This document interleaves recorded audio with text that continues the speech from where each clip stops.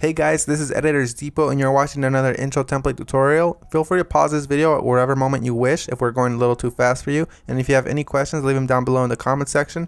We always reply to every single comment, and if we're away for a minute, just go ahead and comment down below and there's very friendly people that will help you, guaranteed. It's important to remember that this is a pre-made tutorial that we've carefully selected and approved because we noticed that it works the exact same way.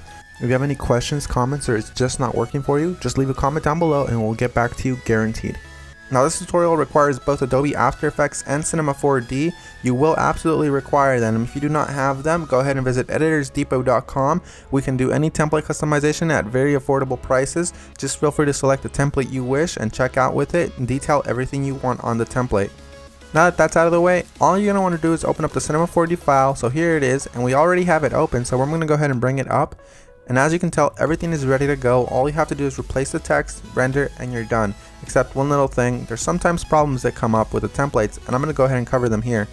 Sometimes the audio will be included, and you don't have to worry a bit about that. As you can tell on this template, the audio is included.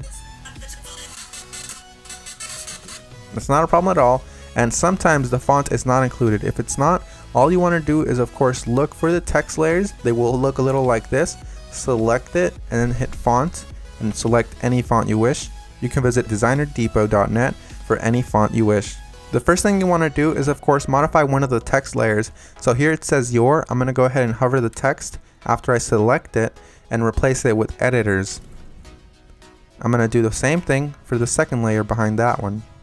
I'm going to hover the text and write editors. Now that that's done, I'm going to go ahead and render preview.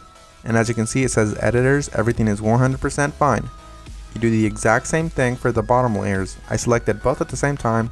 I'm going to replace it with Depot. Once I go ahead and render preview, it looks amazing and I'm happy with it.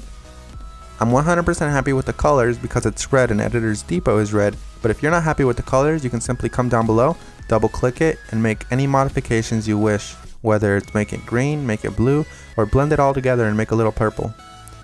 I'm going to go ahead and keep it this way, and I'm going to go ahead and go to my render settings now.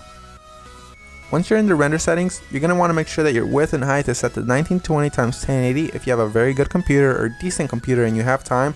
If you have a slow computer and you probably don't have that much time, you make sure you set it 1280 by 720. You want to make sure you tick all frames, and then you go to save. You make sure it's as a PNG sequence for a faster render that does not reduce quality at all.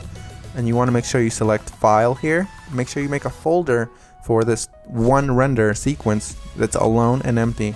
Mine is template render, and I'm going to name my every single sequence render. You close that and you begin the render. While it finishes rendering, I'm going to go ahead and open up my Adobe After Effects file and go ahead and get started with that for you guys. As you can see, that says that there's two files missing, so I'm going to go ahead and find them for my computer. So I'm going to wait for it to load, and as you can see, it says here that the audio is missing. I'm going to go ahead and double click the file, and I'm going to find it for the computer. It should be included in the template, and if it's not included, we're sorry and we're going to do our best to try to help you, but if it's not, you can go ahead and include any audio you want. As you can see here, it's not included, so I'm going to go ahead and just drag in one of my copyright-free files that I have in my library. You can use the one that we're using for this tutorial. Another really quick tip you can actually follow is just close this, right click the file, and go to rename. You can actually copy the entire name if it still has the original name of the song. Then you go back to YouTube, you paste that there, and you download the file from there. You want to make sure it's copyright free and you're not breaking any laws though. Once you've gone ahead and replaced your song, you're going to want to go ahead and replace the other thing that was missing, which is of course the PNG sequence. It might be a PNG file, .png, or it might be an MP4 file, or anything within those regards, like QuickTime for example. You're going to go ahead and double click it and replace it with your render sequence. I'm going to select the first frame, scroll all the way down just to be safe, and select the last frame. You want to make sure you do the same thing, all while holding shift, so it selects every single one. You make sure you tick on sequence here where it says PNG sequence. You should have that option for Windows as well. You hit open and it will import every single one, and it'll make it look like a video. That makes your render much faster and it looks the exact same.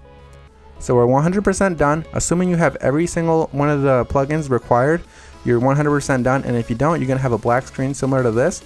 But if you do have a black screen similar to this, you're going to just want to make sure you troubleshoot it by turning off or turning back on whatever adjustment layers might be messing up your entire video.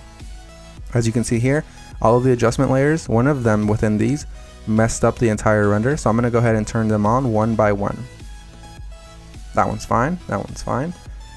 This one's the problem here. So you make sure you turn them back on, and you're done. So I had one layer that messed everything up, and that's because I do not have the correct plugin. You want to make sure you fix that, and you want to make sure you don't run into that problem again. And finish the composition by adding it to the media encoder queue. That pretty much summarizes our video, guys. I hope you all enjoyed it, and if you did, remember, drop a thumbs up if you liked it. Drop a thumbs up if you are a fan of us and you like what we're doing. And guys, we really appreciate every single one of you from the bottom of our hearts. We really appreciate every single one of you guys, whether you're liking this video, disliking, or you just left and you didn't even watch this tutorial, guys. Hope you all have an amazing day, and as always, this is Maurice. Visit EditorsDepot.com for any customization of templates, and have an amazing day. Take care, guys.